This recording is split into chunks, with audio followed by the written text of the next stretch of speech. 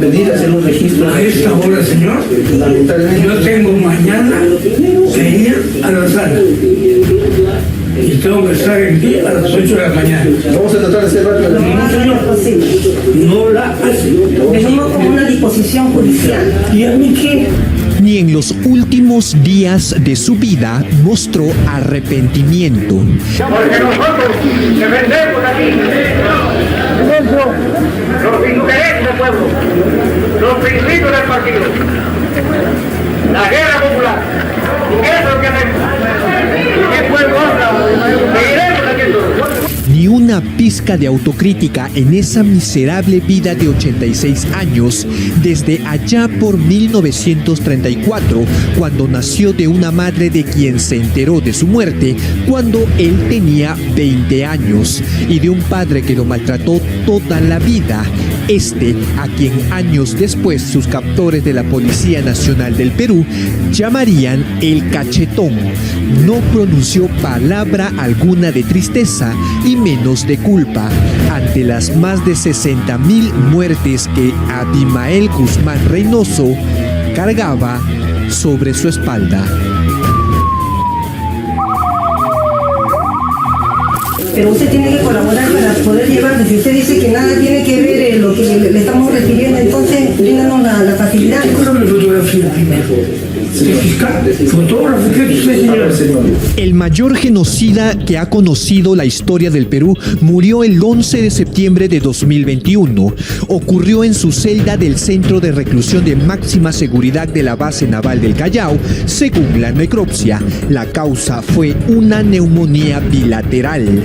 Abimael Guzmán Reynoso no solo padecía de una enfermedad que afecta a los pulmones, sino también estaba enfermo de odio contra las personas que hicieron posible su captura, ya que nunca pudo lograr su cometido de destruir por completo el país y sembrar su ideología maoísta, leninista y marxista en el Perú.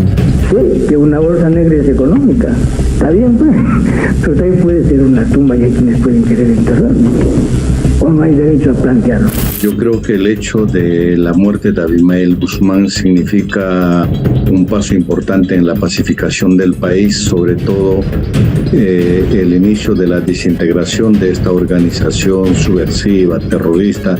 Sendero Luminoso y Abimael Guzmán deben ser recordados en las páginas de la historia como los principales violadores de los derechos humanos, como los principales causantes de miles de vidas perdidas, como los causantes principales de millones de pérdidas en la economía peruana.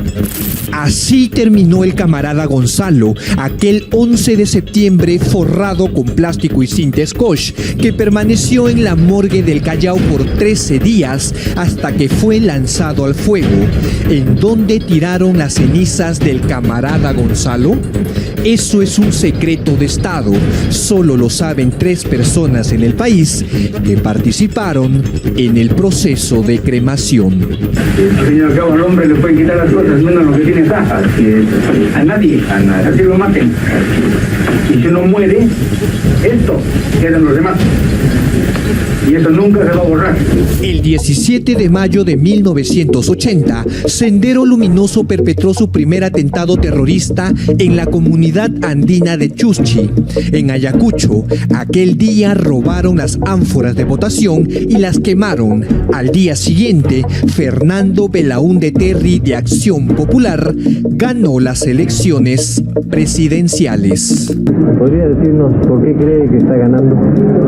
Bueno, por la generosidad y la comprensión del pueblo peruano.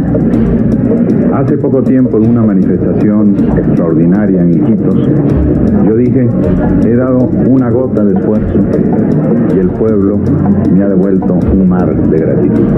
La región de Ayacucho fue el centro de operaciones de este grupo terrorista liderado por Guzmán Reynoso. No solo Sendero asesinaba a los campesinos, sino también los secuestraban y los torturaban hasta que perdían perdían la vida. Al ver tanta violencia, los campesinos se organizaron y formaron los famosos comités de autodefensa para hacer frente a los sanguinarios terroristas. Luego, desde mediados del año 82, al ver tanta matanza, estos campesinos pobres se armaron y enfrentaron a costa de sus vidas. Finalmente, estos campesinos pobres son los que ganaron la guerra a Sendero Luminoso en el mismo epicentro y en la Sierra Central. Cuando los comités de autodefensa empezaron a hacerle frente a Sendero Luminoso en el sur del país, los terroristas decidieron poner el foco en Lima. El 13 de junio de 1980 se dio la primera acción terrorista a manos de Sendero Luminoso en la capital. Una facción senderista denominada Movimiento de Obreros y Trabajadores Clasistas lanzaron bombas molotov contra las instalaciones de la Municipalidad de San Martín de Porres, provocando un incendio que terminó con las instalaciones y con la destrucción de documentos. Con esto, Sendero Luminoso anunciaba el inicio de la lucha armada. Eran unos malditos, y si tenían que arrasar con todo un pueblo, lo hacían, para que después de eso se cree la zozobra, se cree el miedo, se cree el temor en la población y sigan por temor a sus huestes. Un año después, en 1981, Sendero empezó con más fuerza asesinando y destruyendo la ciudad. Ese año se produjo el primer asesinato de un policía en Lima. Los terroristas mataron a un guardia civil llamado Rigoberto Trigoso Daza. Durante ese año también se produjeron al menos 9 ataques a las torres de alta tensión, así como también ataques a juzgados de paz, puestos policiales y hasta local de acción popular en el centro de Lima. Es increíble lo que ha sucedido aquí, amigos televidentes. Hace escasamente unos minutos, por lo menos unas 4 explosiones han sucedido aquí en el local de acción popular del Paseo Colón. Sendero Luminoso, desde sus inicios, como lo era también Abimael Guzmán, era un grupo totalmente sectario. Es decir, saludaba a quienes estaban de acuerdo con ellos, pero aquellos que no estaban de acuerdo simplemente los desechaban y en el camino los mataban. Uno de los atentados más recordados durante ese año fue el ataque a la casa del abogado penalista Luis Roy Freire, ubicada en Chaclacayo. El diario El Comercio informaba así sobre el atentado contra el penalista, que fue uno de los autores del decreto legislativo 046, conocido como la Ley Antiterrorista, que promovió el gobierno del entonces presidente Belaúnde Terry. Todas esas acciones eran concebidas por su líder, por el criminal Abimael Guzmán Reynoso. Su muerte, yo creo que su muerte es un homenaje a todas las víctimas del terrorismo. Abimael Guzmán Reynoso siempre tuvo claro que la única manera de lograr sus objetivos era sembrando el terror. Los años 90 fueron los más sangrientos en la capital. ¿Cómo no recordar aquel 5 de febrero de 1992, cuando María Elena Moyano Delgado, entonces teniente alcaldesa y dirigente popular en Villa El Salvador, fue asesinada a sus 36 años a manos de este grupo terrorista? Que no vamos a terminar con nuestra lucha frente al terror, compañeras. Que nosotras apostamos a la vida, y aquellos que quieran presentar sus propuestas, compañeras, de carácter político, que la presenten, que discutan, que debatan, compañeras, pero que no amenacen dirigentes, porque si se toca una sola dirigente, compañeras, o un solo dirigente en Villa El Salvador, el pueblo de Villa El Salvador se va a levantar, compañeras. Nos levantaremos, compañeros, porque no tenemos miedo a nadie, compañeras.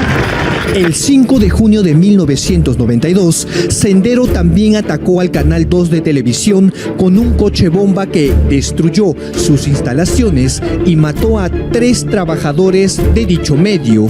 En el atentado se usó un camión de la Marina de Guerra que había sido robado ese mismo día en horas de la tarde. Fueron 600 kilos de dinamita y anfo contra la sede de Frecuencia Latina. ¡Ey! ¡Ey! ¡Ey! ¿Allá viene alguien? ¡Ey! ¿Quiénes estaban acá? También no sé. Estuve al lado de Alejandro Pérez, que es mi colaborador más cercano, quien se movió a un costado por esas cosas del destino, y a mí no me pasó nada porque fuimos alarmados. Por más que las cenizas del cabecilla terrorista Abimael Guzmán Reynoso estén regadas o escondidas, sabe Dios dónde, el recuerdo de los años de terror y las víctimas de su sanguinario pensamiento Gonzalo siguen en la memoria de todos los peruanos.